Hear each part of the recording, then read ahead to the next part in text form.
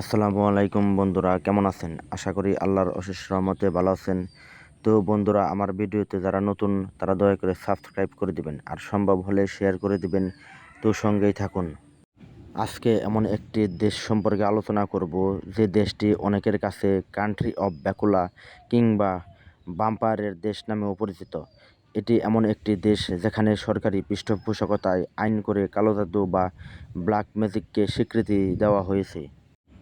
এই অদ্ভুত ও দারুণ দেশ রোমানিয়া ইউরোপের অনেকের কাছে রোমানিয়া জিপসি অর্থাৎ যাযাবরের দেশ নামেও পরিচিত, তবে এ ধারণাটি সম্পূর্ণভাবে ভুল।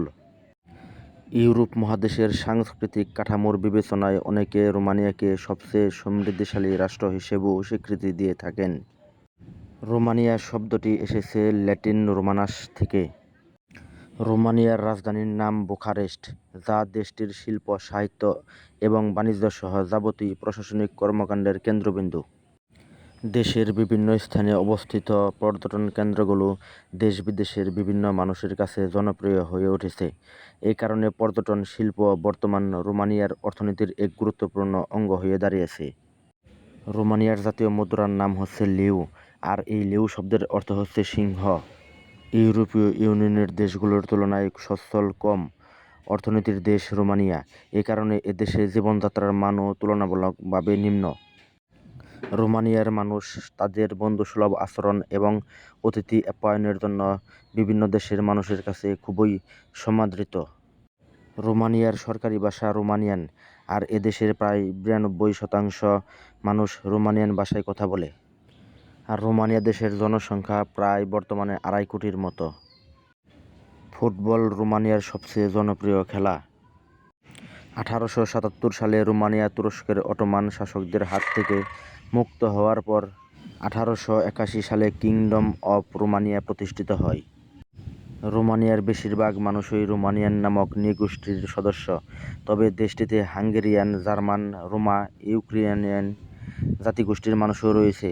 দেশটির শহরাঞ্চলে বসবাস করা মানুষেরা সাধারণত পাশ্চাত্য ভাবধারার পোশাক পরে থাকেন, তবে গ্রামগঞ্জের দিকে বসবাস করা মানুষেরা নিজেদের ঐতিহ্যবাহী পোশাক পরতে বেশি ভালোবাসেন। অদ্ভুত এক বিষয় না বললেই নয়, রোমানিয়া মেয়েদের চুল দেখে বলে দেওয়া যায় তিনি বিবাহিত কিনা। অবিবাহিত মেয়েরা চুল খোলা রাখতে পছন্দ করে, সাধারণত চুল বেণি করে থাকে। বিবাহিত নারীরা মারমা নামক এক ধরনের কাপড় দিয়ে চুল ঢেকে রাখেন।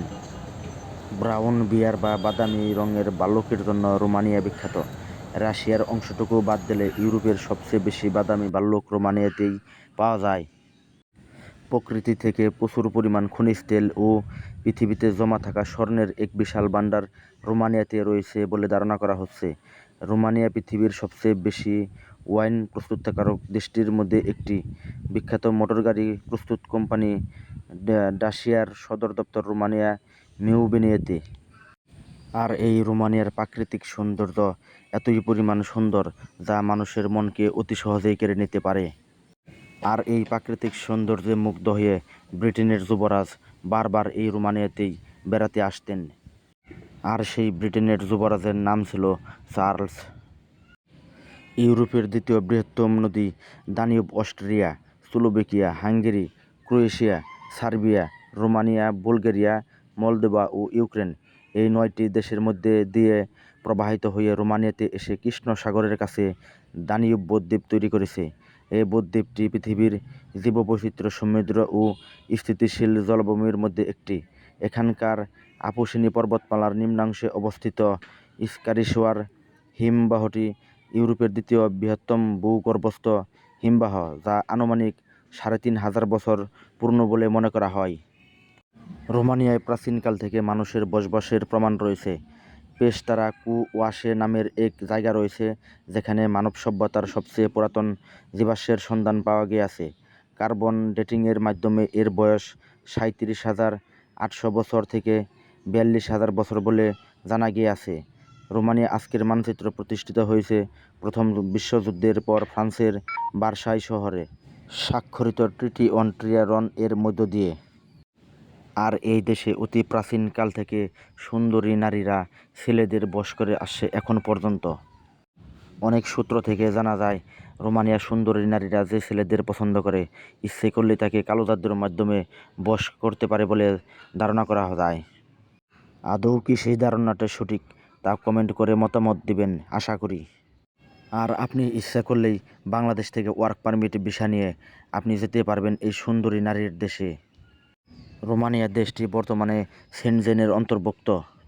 রোমানিয়ার কোনো এম্বাসি বাংলাদেশে না থাকায় দিল্লিতে অবস্থিত রোমানিয়ান এম্বাসিতে ফাইল প্রসেস করে আপনি ইচ্ছে করলেই যেতে পারবেন এই দেশে। তো বন্ধুরা, ভিডিওটি ভালো লেগে থাকলে কমেন্ট করে জানাবেন। আজ এ পর্যন্তই আলোচনা করলাম। পরবর্তী ভিডিও দেখার জন্য চ্যানেলটি সাবস্ক্রাইব করে রাখবেন।